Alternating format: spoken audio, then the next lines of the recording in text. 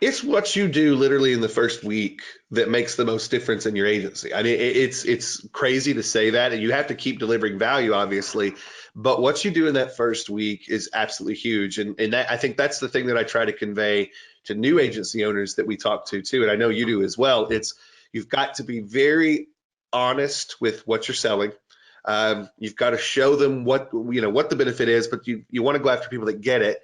But that first week, that first onboarding session is insane. You've got to keep selling, but you've got to sell exactly what you were selling. If you go too far overboard, it becomes a problem that just grows and grows and grows. Welcome to Show Me the Nuggets, where each week Joe chats with world-class entrepreneurs to find out the key principles, strategies, and processes that lie behind their outstanding achievements. Now, your host, the no bullshit serial entrepreneur, Joe Troyer. Hey guys, it's Joe Troyer, and welcome to another episode of Show Me the Nuggets. I'm super excited to be here with none other than Ben Adkins. Welcome, Ben, officially to the show, brother. What's going on, man? How are you? I'm doing good. It was great seeing you in San Diego a couple weeks ago, and really excited to be hanging out a little more in depth here today. We had a little too much fun, ate too much good food, and I'm still recovering. But yeah, it was a good time. Yeah, great time. So for those of you guys that don't know Ben, you guys can find Ben over at Serial Progress Seeker. Just go ahead and look him up, or Digital Agency Insiders. And I'm really excited about that one, Ben, the Digital Agency Insiders. I know that my crew will be too. You're doing some really awesome stuff over there. Yeah, we're excited about it. More of just a diary of the ups and the downs of running an actual agency, the stuff that's worked. But I think the fun part is sometimes we get to put the stuff that doesn't work out there too. And sometimes I think as marketers, we don't want to show people that side of ourselves. But that's been the big thing, is what's working, what's not working, and that's it. It's part of being an insider over there is that. So we love it. That's awesome. The good, the bad, the ugly, the really ugly, showing it all. That's what I love, man. Exactly. So for those of you guys that don't know, Ben is a former chiropractor turned marketer, and was able to grow his practice using Facebook ads and social media, and obviously now is where he is today. Social entrepreneur, I would say, doing all kinds of crazy, interesting things. But today, man, it was really hard for me to nail down with my team what to talk about today. But I really want to talk about the digital agency insiders and the microservice kind of millionaire angle, if we can. To set the stage, man, can you talk about microservices a little bit and why they're such a big focus for you? Sure. When I was actually in the chiropractic office before I got into this whole like hardcore internet stuff, one of the things that happened really quickly is we got busy because some of the little stuff that we were doing was working. We were getting people through the door, and really quickly it became very apparent that I didn't have time to do the things that I needed to do in my business online to get sort of the foundation layers established. Because we were busy. And so I started looking around for help, and I was looking around for people that were, offering these services. And so a couple of the big things that I needed help with were, number one, maintaining a website. What was really apparent to me really quickly is what I was capable of doing, even though I was capable of doing, was not the best way to put, our practice out there. And then another thing is, Facebook page and social channels. We knew that it was not just about publishing content on our social channels so that our existing fans could see us. That was cool, but that was not the big thing.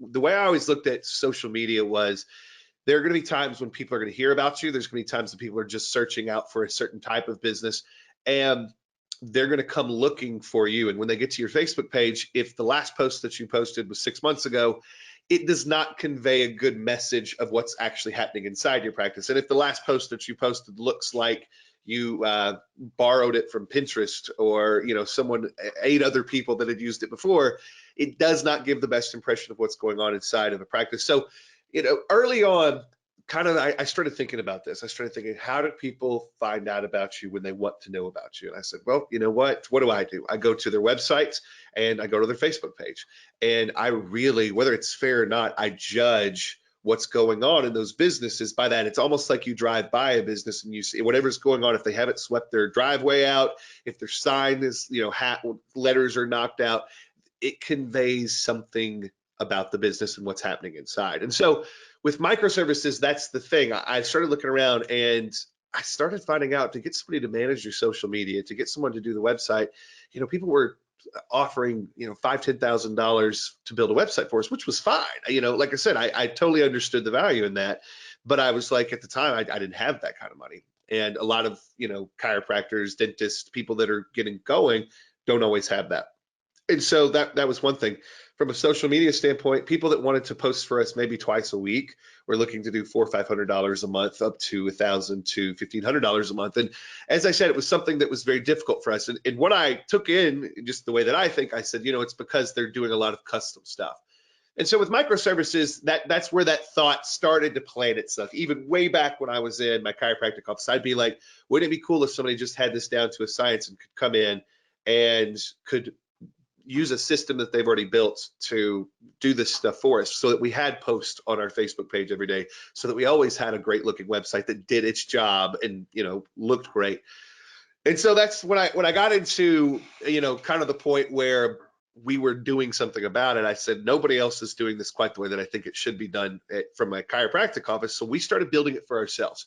So I did the thing. I went as a chiropractor, and I had a bunch of images commissioned for social media, and we branded them with our logo. And I went in and had a website built, but I built it in a way that you could pull out individual pieces and transfer it. So if I ever wanted to open another office, I had a system. And so we originally built this whole thing for a chiropractor's office. It was just little things that could be transferred from office to office, because I knew I had kids that I went to school with that needed the same stuff. And so fast forward a little bit down the road, I started looking around and saying, okay, the stuff that we've got, can we take all of these social posts and we rebrand them with another office's logo? Can we take this website and rebrand them with different faces and different things and just pop things in? And so what we ended up doing is, instead of having this giant customized thing that you have to do for every single client, we had something that within a couple hours, you could take the template, rebrand for someone else. So what we were able to do with that is, now from my chiropractic office and then moving forward to like what we do today, is we were able to go in and say, hey, this is what we do. This is the quality of what we do. We'd love to have you on. And instead of you paying $500 a month or $5,000, $10,000 for a website, what we do is, for about $200 a month, we'll run 2 posts a day on your social media. It'll look great. It's tested material that we know plays well. When people come to your page, they will see that you know what you're doing, and it conveys a sense of, hey, this person's got it together. Same thing with the website. It conveys a sense of, this person's got it together. This is the kind of person I can trust with touching my neck or touching my back.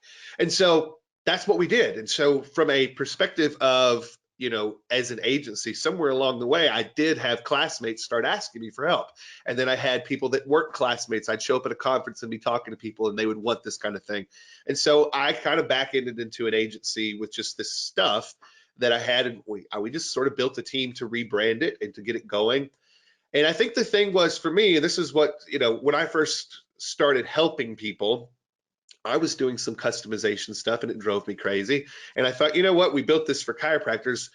Wouldn't it be cool if we could go in and we could just use this model? Because every time I took on a friend, I literally didn't have time. I was like, pay me $200 and we'll put it in. And software ran it. So we'd get everything built, customized, and then it was pretty much software from there. And it was one of those things where if you do something that works, you completely run the opposite direction. And so we had this going for a while, this microservice stuff that was working without me touching it. But of course, for a while, I ran towards the stuff that was, of course, all consuming to me. But after a while, you burn out and you get back and you say, well, you know what? Why don't we do more of this? And so I took the mindset that, what if my entire agency, everything that I did to help local businesses, was based on this microservice model? So instead of focusing on a ton of lead gen, a ton of really focused activities, we would start focusing everything we did on, hey, let's build a template for this type of business. Let's go into that business and let's offer them something that's extremely high quality, but that can be branded really quickly for different businesses across the world, across the country. And instead of charging thousands of dollars a month, we could go in, we could charge a business $200 to $300 a month to take care of that foundational component of everything that they did. What was so great about this is, number one, was it great for the business? Yes, it was much cheaper. Was it great for us? Yes, because we could set it up and run it and very low maintenance to make sure that it was continuing to do what it did. But overall, it started setting the stage for a lot of the partnerships that we had. We work with people that do pay-per-click. We work with people that do a lot of Facebook ads, lead gen stuff there. And what we started to figure out is having those two components done the way that we did actually set their ads up to be much more effective because they looked great when people saw the ad, clicked on it, went to the landing page, but then they're like, you know what, I'm gonna actually go check them out while I've got this open, and they'd go check out the other stuff. And so it made them look great across all channels. And so it came out to this really interesting thing.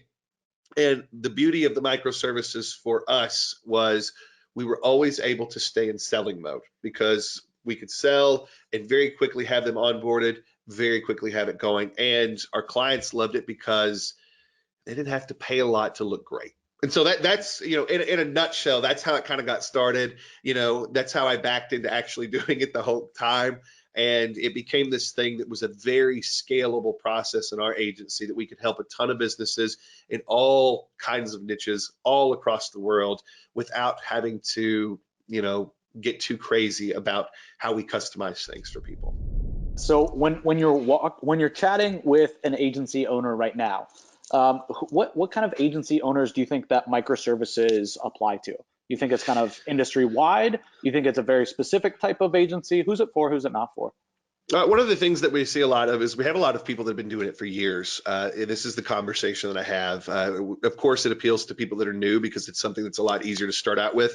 But what's so interesting is the people that have been doing things for years and they offer a really high ticket service. It's a really boutique agency.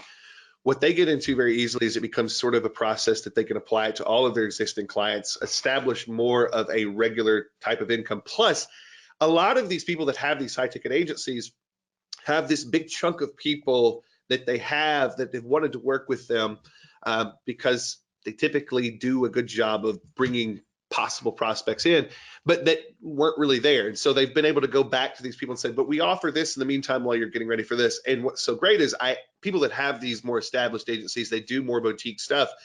They're able to bring on one person in their agency that can handle a chunk of these microservice clients. So on one hand, we have the folks that are brand new because this is something that's much easier. Like you don't have to be a Facebook ad expert to do this. This is something that pretty much right out of the gates, you learn the process of what we're doing, and it's really easy to explain to a business owner. It's really easy to actually implement. It's good. But on the other hand, we do see a lot of folks that have had agencies that have done really well for years, and this is just that thing that puts an extra, almost, you know, in 2 or 3 months, an extra $20, $40, $100,000 into their agency recurring because they're just taking something that an existing client base and applying the model. And their clients are very, very happy that it's a much more simple thing than what they've had to do in the past. 100%. Yeah, that makes total sense. It's like, it's perfect for the beginner because it's not overcomplicating it. It's easy to get started. Right. And it's really good for the boutique agencies that, like, boutique agencies have figured out lead gen. They've had to be a boutique agency and to stay afloat. So for them, all the prospects that wouldn't pay them 5, 10, 15 grand a month, right? Like they can finally actually make a sale to them and groom them and turn them into the customer that they want to be long-term for that boutique agency. So exactly, it becomes almost the perfect downsell. Exactly. And it's like, you know, that's the thing. It's, you have so many people that want to work with you, they really want to work with you, but they just can't be there. And as you know, and I've operated as a boutique agency too. And it was one of those things where you're right, it's either all or nothing. And that becomes something that stinks because you see these people that you really care about, that you'd like to come on, go do business with other people a lot of times. And this gives them a way to bring them in, but also give them the foundational components that they will be ready down the road to do the bigger stuff. And I think that's a big thing. How do you keep micro service clients in check? Right? And what I mean by that is, like, it's not very much margin, right? So if you're charging them, let's say $200, $300 a month for a service, and they're hitting you up once a week, twice a week, right? Very quickly, as a business owner, you're not making any money from that service. So what are some kind of best practices to make sure that that you set the stage, or maybe you sell correctly so that that doesn't happen? I think there's a process, and this is the part that's really hard for someone that's actually starting out new. And so I try to get this across to any agency that we're training that's trying to do microservices in the beginning is, you know this just as well as I do. With anything you sell, when you're selling, it's about pre-framing something correctly and letting them know what they're getting and what they're not getting. Saying, hey, this is it. If this is what you're happy with, then we're going to have a great relationship. But we don't do a lot of modifications because this is what it is, and this is why you get that. Now, if you want something more, customized that we can tweak all the time, we're talking this amount of money, which is a lot more. And so it's a pre-framing process, and we do really good with that. But the other thing is when you're in that sales process, it's understanding red flags, because I don't care how well you pre-frame certain things. Sometimes you're going to run into people that just can't leave well enough alone. And so along the way, when you're selling lots of clients, you start picking up these little things that you say, listen, no matter how good I think their money is, there is no way I'm taking this client on. And one of the things that we run into, and I think this is super important for anybody that's just starting out, that's not been down this road yet, to understand, is one of the things that you start to see with people that are going to be a giant pain in your rear is it becomes very hard to sell them, number one. And they have a lot of questions on the front end. Typically, when we have somebody that gets this, we go in, we're talking to them, and we're sort of walking through what we do, and they get excited about it, number one. Like right away, you can tell it's a solution to a problem that they've had. Typically, the people that we're working with have already worked with other social media companies that have charged them a lot. They felt like the posting was at odd times. It was in, sort of weird places, and when they did it, the content wasn't that great. So we start seeing people that are excited. When we walk into someone and they are talking about, well, can you change this? Can I check all of the posts? And that's nothing wrong. Like I have clients that have wanted to check all the posts, and it was because they were in a specific area where this was a giant deal. But when you run into someone where that's not the case and they're really over the top and very much a micromanager in all this stuff, that's a problem. Most of our really great clients, both in the website and with the social media stuff, is they take one look at it, or they take a look at a sample of things that you're doing, and immediately they get excited about it and they're ready to sign up pretty much right away. They get the value behind it. If I have to do too much selling into the value, or even more this case, why you should be doing social media or have a great website, we're already in trouble. And so I think that's the thing, is it's very much before we close the sale. But if we accidentally bring on one that it is something, I'm very quick to say, listen, this is what it is, or it's going to cost this. If this is a problem, we need to probably, let me refer you to someone that's going to do more of this, and I think you'll be much happier there. And so it's having the ability to cut ties before you spend too much money on a client that is low ticket. So Yep. yeah, that's a great question. We've had low ticket clients before, and then we've had sales guys that like oversell the deal, right?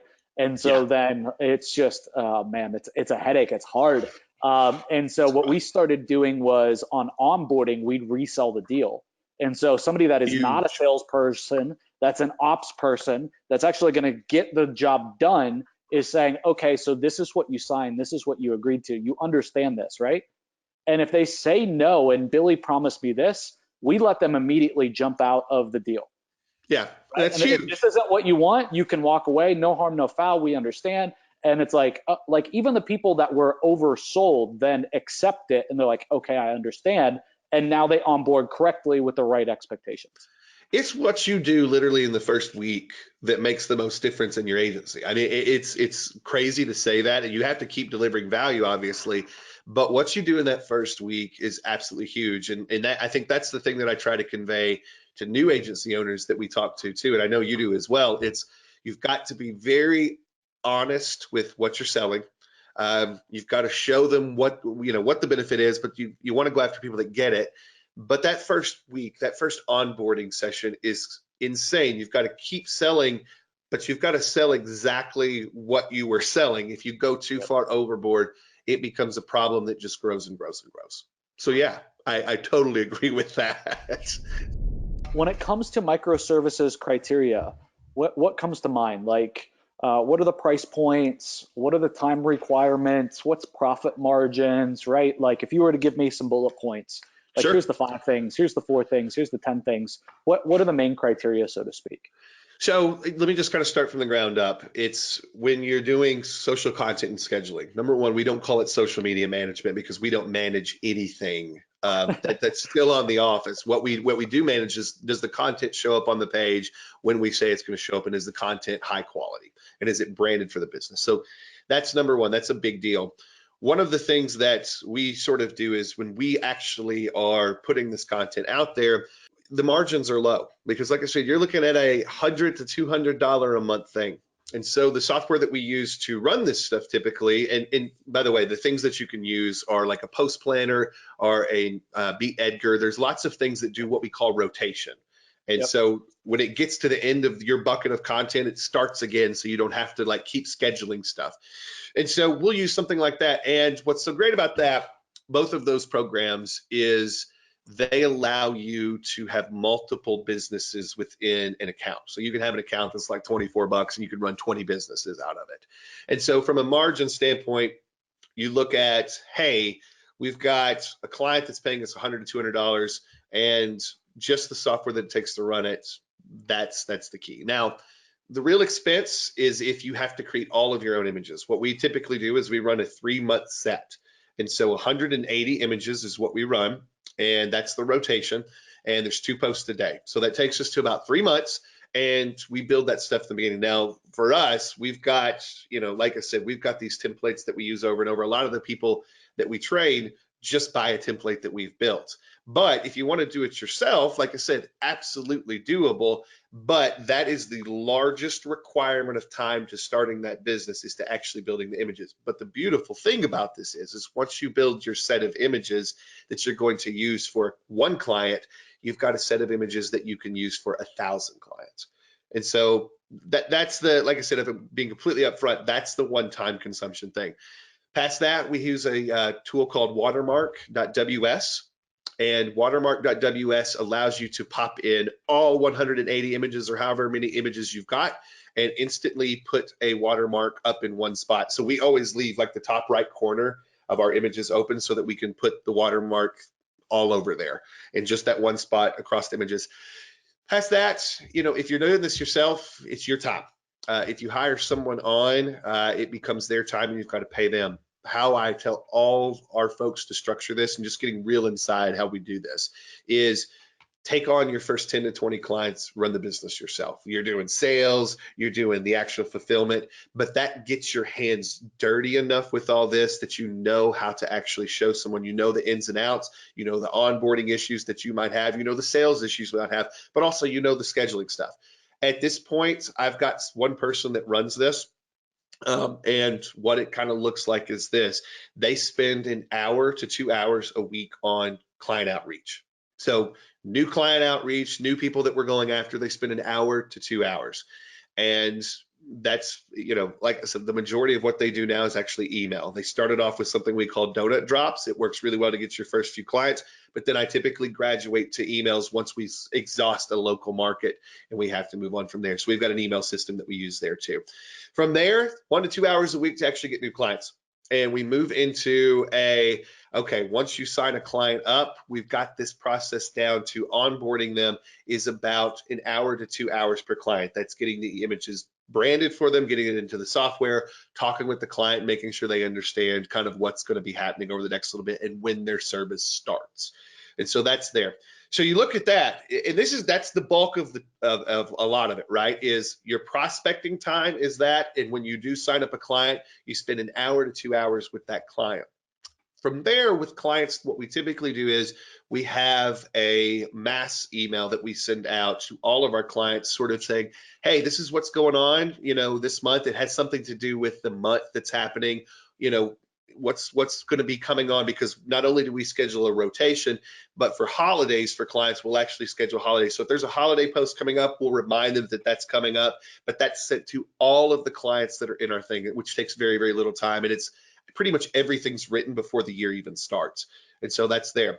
Now, from there, that's it. The software runs it. And what happens is if a client ends up with an issue, they'll email you back. But that little touch that was sent to everybody, that sort of sends in the queue, hey, we're watching this. We got this for you. And they'll send you something back. We always give them a way to get support. But the beautiful part about the person that's running this is as you're scaling this up, there's 2 hours per new client. And then there's about 2 hours a week that they are doing prospecting for. Okay. And then if they have to get on a sales call, there's an hour here and there. So overall, as you're starting to scale this up, it's something that's very easy on a new employee to actually get as you're going and to do it alongside you. As you sort of sneak into this, we are, and I just tell people to do it this way, about 10 to 20 people is where you start to feel the crunch per person. Okay. So 10 to 20 is where you start to feel the crunch per person. But when you start to get to 10 to 20 people, that's when you hire on your first person. And all you have to do, and this is pretty simple, is we pay someone about $500 a month to come help us with the processes on that. And then what you're looking for is hey, how often do we have to hire a new $500 per month person to come in and work part-time? And who we're actually looking for to help us part-time are people that absolutely love being at home. And so these are folks that typically what we do, and we hire mostly folks that are in the United States for us. But we're looking at people that are stay-at-home moms, they're college students, and they've got other things that they've got that their time is required for, but they can carve out, a set of 5 hours a week to help with something. And that's what's so crazy is this is a business that is relatively hands-off past the onboarding, and that's how it works. So I don't know if I answered all the questions, but like I said, from a margin standpoint, you're looking at $99 to $200 a month for just the social posting. And when we do that, like I said, that becomes something that the first month, you're kind of close to breaking even. Like, let's just be honest, right? You're close to breaking even with the client, but as the months start to stack for that particular client, that's when you don't have a whole lot of extra work going into any of it. And so that's when you really benefit. So it's almost like a loss leader for us when we do those things. Yeah, I mean, ultimately you're at break even, let's call it, or making a little bit of profit, maybe, or losing a little bit, depending on how you manage the front end. But then every month thereafter, right, your cost of goods is probably just posting software, basically. So It very works. simple business model. Yeah. And it, like I said, it's just if you can get past that first month, you're golden. And the beautiful part about this is, we've had clients, when we make a mistake with selling, it'll be one of those clients that only stays 3 months. But that's one of those things that within the first few months, you understand, oh, they all followed this pattern. We should not have hired them brought them on in the first place. But most people, this is something that they stay on for years. And with what we've tracked over the years, clients are just happy that it works. And, they're not expecting the world from this. They just understand that it's got to work and they look better because it works. And the pitch is simple. It's not like this is going to bring you all the clients in the world. Right. Right. It's when you're doing all this other marketing and somebody's about to choose you or a competitor, right? What happens when they look you up and they look up the competitor, right? Is that not the big sales pitch? Like 100%. It's, can you tell me the return on investment of your business's sign every month? No. Well, but it's got to be there, right? Yeah. Well, that's exactly what we're doing too. And we try to stay away from anything that says this is going to bring leads through the door. This is just making sure you look great, as you said, when people search you out. Perfect. Yeah, we found that that's so huge too. The bigger the purchase price too, right? So when people are going to make a big investment, for example, we really found it in HVAC. We were driving leads for installs, right? And the business owner's like, I don't understand why none of these installs are converting. And we went and we Googled him and we're like, dude, like, you look like a brand new business. And people go to Facebook, there's nothing there. You got no reviews, right? And we just helped him control that image a little bit, nothing magical, right? Yeah. Just slight tweak. And quite literally, instantly, the install jobs started coming through and trickling through the system. I think people, even marketers sometimes overlook that when we get to a landing page, when we get to a lead conversion form, it can look amazing. But that's not how the world works anymore. They are going to leave that tab open and they are going to go look at least 3 other places to see what else you've got going on. And if something doesn't jive with them, or it seems like something's disorganized or outdated, that's it. They're going somewhere else, and that gives them a vibe. And Amazon has trained us to do this, right? Like if you really get down to it, there is not a lead ad that I see or a product ad that I see on Facebook or Instagram, anywhere that I go click now that I don't say, I wonder what it's priced over at Amazon, or if it's for sale over at Amazon, or what we've been trained over the last few years to do that. And I think a lot of people miss that we do that with local services too. So, it's a little bit of a different process, but at the same time, we're going to go look. The first place I always go look is the website, the Facebook page. If that's legit, I get a nice warm and fuzzy feeling, and I'm going back to fill in the lead, or I'm calling the business. Do you think, as you've helped more and more agencies with this process, do you think that most of the microservices kind of follow the same model in terms of it's very heavy front loaded, you're kind of breaking even on the front, but then after that it should just be, right, like mostly profit? Yeah, and so like the other model that we do is we're very heavy into websites, like boring stuff, right? Like that is pretty much my business model is what is the boring thing that you have to have? And so like with the websites, right? With the websites, it's like everybody knows you've got to have that on point. And if they don't, they're in trouble. But that's the thing with the website, we'll have someone come on and, it's one of those things where some people get really weird about us charging $99 a month for a website. Well, I can go build one over here. We'll go build one, but our thing is like, wouldn't it be nice if you never had to worry about it and it was just good to go? And so for a lot of what we do with websites, we'll have a setup fee that's listed. But when we get to really talking with someone, we'll say, listen, if you're signing up for this long, it's this much per month, we'll waive the setup fee. Now we know we lose that first month, Yeah. period. But here's the thing that I do know because I've been doing this for a while. As long as social media clients stay, website clients stay way longer. And that's the thing is I can have a website client that will be with us for 20 years. And I know if I get them signed up for that, they're with us for 20 years. I also know the affinity of someone that sets up a website with you to actually purchase every microservice that you offer is extremely high. I know that if someone signs up for social posting, I'm probably going to get them for a website client eventually. If they sign up for a website, I'm probably getting them as a social posting client within the next month. I'm probably writing their email newsletters, which is another one that we have for, within the next 2 months. And that's what's so interesting about the website stuff. So like I said, with websites, it is a front loaded thing. With everything that we do, it's that initial onboarding that costs us the most money. We typically break with about a $20 profit that first month. Like, it's right there on the line. But those are things that people just don't want to have to worry about, and we get there. So yeah, across the board, I would say if you really had to like lay down the microservice model, it's your effort to get them signed up and to actually get them onboarded. You're breaking even, if not a little bit over. And especially when you first start. We've been doing this for a while, so we've got a little bit of profit on the front. But if you haven't been, you're going to lose a little money in the front. But the thing about these things is your money's made on the back. And so, yeah, I would say that is a definite fair assessment of how this model works is you've got to be cool with that first month being just kind of break even. So you said something there that I want to piggyback on and clarify. Sure. So is your goal to stack these long term? Yeah. The thing that I really love about this is it is a model that just about anybody on the planet with hustle can go after and stack. And yeah, the big thing for me is I know so many people that in their life they built a monster business by selling something that was really boring that people needed, but that everybody could understand why they needed it. And it wasn't something that would be such a giant bill on a business that when they had a down month, and listen, every one of your clients, no matter what, are going to have a down month. They're going to have a down set of months. And so your service can't be the thing that is so expensive that you're even in the conversation of them canceling. And so that's the other side of that. But yeah, the goal is to stack. And the goal, when I say stack, it's stack in a way that it's not a business that I have to be in the middle of. Joe, you know this.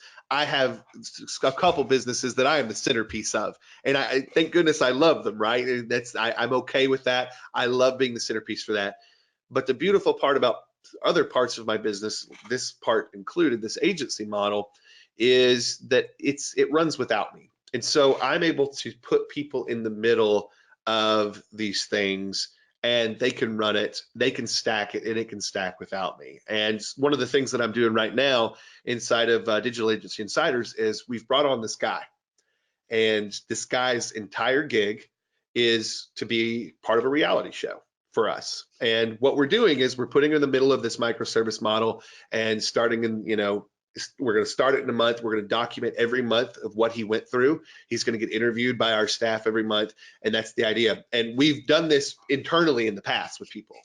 but we've never actually like publicly like put this out. And so the reason that I am confident enough to do this is because I've seen so many people take the model, stack it, and they get to a place. And what's so good is there's that line where once you stack, 10, 20 people, about the time you have to start thinking about getting a little bit of help, it's when you've got the system down. And it's just like, okay, you can literally sit down and do the math. You can say, it's going to take me another 6 months to get to this income level with my current pace. And that's the thing, it becomes a numbers thing very, very quickly. And so that's what's so fun about Yeah, man, that's wonderful. it. Got my head going. No. It's exciting. And it's one of those things that, like I said, every time I talk about this, I get a little bit weird because I'm like, you know what? I nerd out about marketing stuff. This is like the most boring thing in the world. But then you see what's hitting your bank account every month. And you're like, all right, I'm cool with boring. It's good. I'm curious, what are your thoughts on niching down, Ben? Niching down is super important. I think the number one reason that we were successful with this early on is because I accidentally niched down. I mean, I didn't always play by those rules, but with this, I kind of accidentally did, and it was because of my background as a chiropractor. It was extremely easy for me to have one set of images. It was extremely easy for me to have one website template and to understand how to sell that. And there are little nuances to selling every niche. It's all kind of the same thing, but there's little nuances.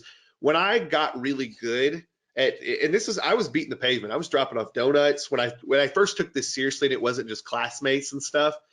I was beating the pavement, and I was like, you know what? I'm gonna take some donuts, buy some offices, and meet some doctors that I don't know. I'm gonna go to some events and meet some doctors that I don't know.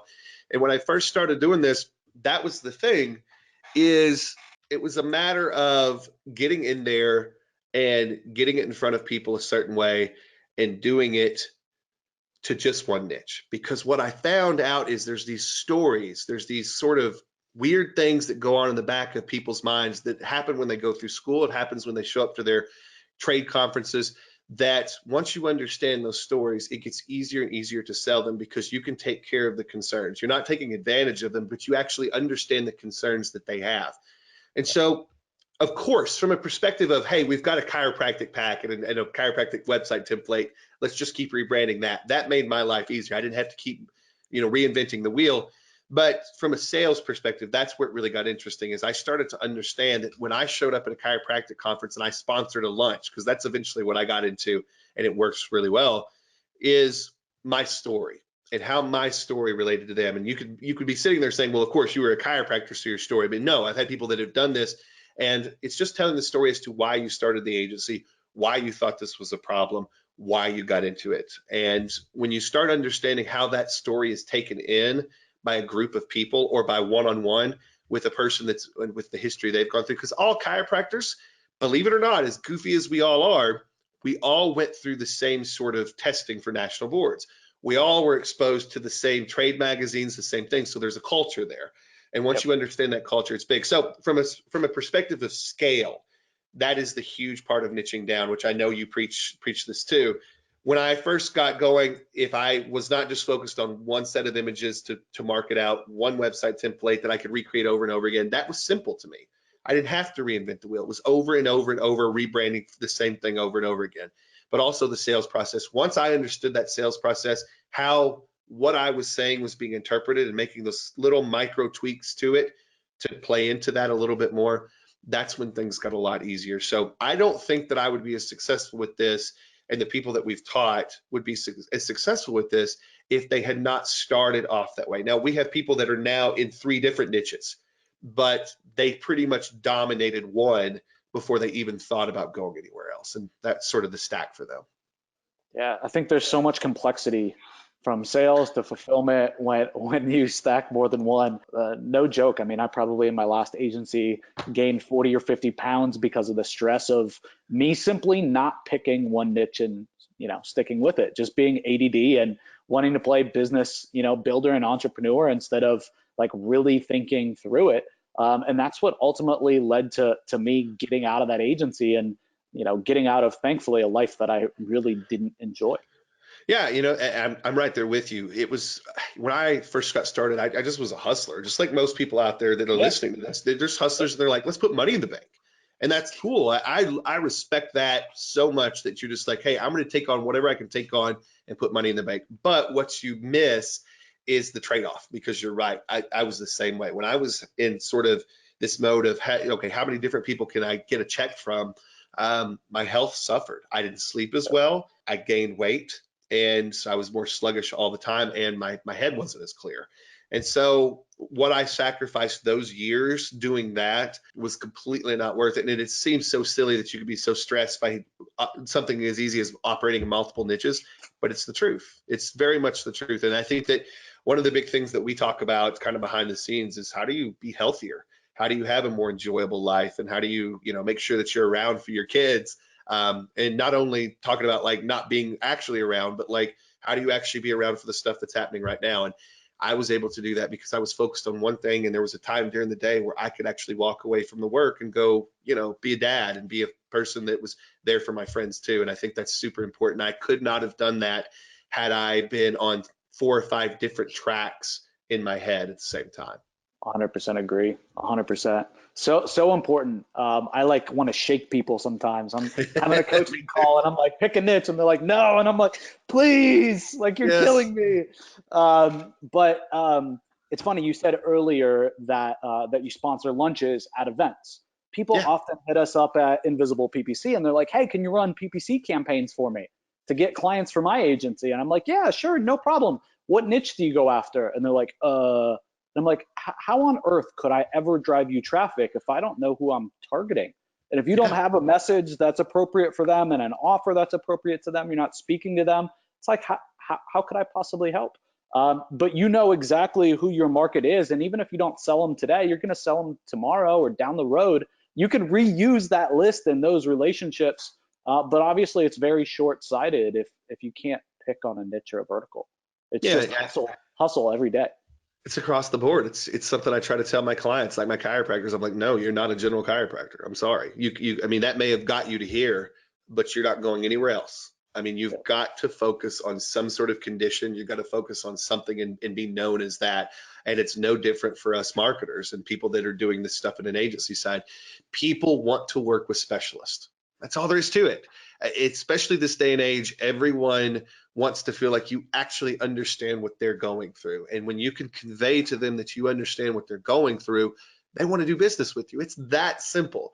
When they pick off that you're just in a money grab, or that you're just trying, that you're going to in and out and you have a process. And of course, it's great to have processes, but when they can pick out that you don't care, you're just trying to bring them on, even if you're going to do a good job, there's somebody out there that will give them that warm and fuzzy feeling. And that's, I think, is key. Is everybody that I do business with, yes, they are good at what they do, but there's that something extra that makes me feel they're specialized for my particular needs. And I think that's the key. When as you said, when I go talk and I'm like standing up talking to people, and it's definitely not something that I recommend for everybody. It's just something that sort of works for me. But when I go talk to that group of people, I know what they're feeling. I know what they're going through. And it's something that when I convey, this is what we're doing and this is why we're doing it, they understand that we really get it. And you can't get there if you're all over the place. And I think that's the thing. Wouldn't you rather be the person that someone knows is the solution to their problems rather than someone that they kind of have to think about? And I think that's the key. And think about your confidence, right? If you knew that you were going to be able to provide them with a great solution, right? Confidence is going to lead to lots of sales, lots of conversations, right? Better conversions, right? So it all stacks for sure. Sorry, man, real quick. We're just getting to the top of the hour here. So I want to be cognizant of time. This has went super fast. All the good ones do. What are some more things that you see your people doing in terms of microservices, right? Agencies that follow you, and what are some other microservices that you're working with? So the keys that we work with, we really stay within 3. We do the social content and scheduling, we do the websites that are templated, and then we do newsletters. Every business should be sending out a newsletter by email every month. We go in, we make sure that a business is doing that. We actually write them for them. And of course, if you think about it, you can rebrand a newsletter for every business. And so we stick with those 3. That ends up being either between $100 to $500 a month per client, which stacks up pretty well in the long haul. But stay there, get good at those, and you're awesome. Don't make it more complicated than that. Perfect, man. And then for prospecting, you said kind of the donut method where you're going in and dropping off donuts and building a relationship. You mentioned some cold email. What are you mentioned speaking at meetings. What's kind of your core things that you recommend or that you do? My core things are donut drops. We have a method that we do to take donuts to people and then sort of get on their radar and get a meeting. That's huge for us. But also we have something that we call our show and tell funnel, which is a 2 email sequence that gets people to start to understand what we do, but puts our work in front of them, and it sets up a phone meeting. That's more of your long distance stuff. I don't know where the conference thing came from, but along the way, I think I was probably going to get hours, and they just asked us to do something, and I got up and we signed up 10 clients at once. I was like, oh, well, that works. I should do more of that, right? And so those 3 are my bread and butter. And the reason I stick with there is the same reason I stick with 3 services. It's I want to be really good at 3 things. And, you can really be really good at one, but with those 3, I get enough clients from all of those things and those 3 services that it just works. And so that's the thing. Someone out there can build a multi-million-dollar per year business doing those 3 prospecting methods. Yeah. 3 very simple, done in a couple months, perfected, I would say 6-8 months. I mean, you could perfect 3 services that are highly specialized and productized for a niche, and build a very substantial, business. So I've seen it over and over. Agreed. Cool, brother. So wrap it up with one last question. So instead of asking you to recommend 3 books, like they do on the back of every podcast, I ask a little twist to that question. I ask, Ben, what's the one book, right, that's made the biggest actual impact on your business? Like you look at it and you're like, man, this one book, like all the other ones were great. It's all theory, or it was good. Like I think about it every day. But when you look at your business, you're like, man, this really looks like that book. Guess what that book is. This is the most embarrassing thing, and I would not say it on anybody else's podcast, but it's you. So I'm going to say it, and then I have a little explanation. The Game by Neil Strauss. Okay. It's embarrassing because it's a book about how to pick up girls, and this pickup artist, he was a writer for the New York Times, and he learned how to pick up girls. It has nothing to do with that. What was very interesting about this book and how it applies to business for me is I took this someone who was, a very passionate person, a very detail-oriented person, but very unsuccessful and very unconfident in an area of his life that he wanted to be confident in. And as I'm reading through this book, the goal was how to be able to talk to women better. And he it has a lot of ups and downs and things that'll make you cringe. But by the end of this book, this person was a new person because he had established ways to become more confident in his life and how to become a better person so that he was more desirable to other people. And he did it for himself. By the end of this book, I started to see a path, and I started to see a parallel, and I started to see a parallel in my business and ways that I could communicate with other human beings, things that were wrong with myself about how I felt about myself that made it difficult to do that. And so what's funny is I get done with this book and, I'm like, well, I'm never telling anybody else that I ever read this book, but here you go, right? And so this is what Joe does to you. He brings this stuff out. So I get done with this book and I start really applying some of the things that I learned into communicating with everyone, not just females. That's what the book sort of has the tinge. But when you get done with this book, that's what you can pull out is how to communicate with everyone. And I started, putting some of these things into practice in my business life, and the relationships got way better, and people were more attracted to what I was doing, and which made it easier for me anyway. And so if I had to recommend a book, get through the cringy parts, but that book has done more for my mindset in terms of how to be a better human that communicates with everyone better. And that translated to my business very quickly, and it translated to my personal relationships with my wife, with my friends, and it was a huge, huge thing for me. Dude, that's awesome. Thank you for opening up. Thanks for being so honest. Thanks for giving my crew a little peek into the mind of Ben Adkins. That's awesome, man. And thank you first and foremost for coming on and just sharing so open-heartedly, man. Super appreciate it. I know my crew's gonna absolutely love this, and we'll make sure to link up to everything that we talked about in the show notes. And Ben, man, thank you so much, and look forward to let's do this again sometime.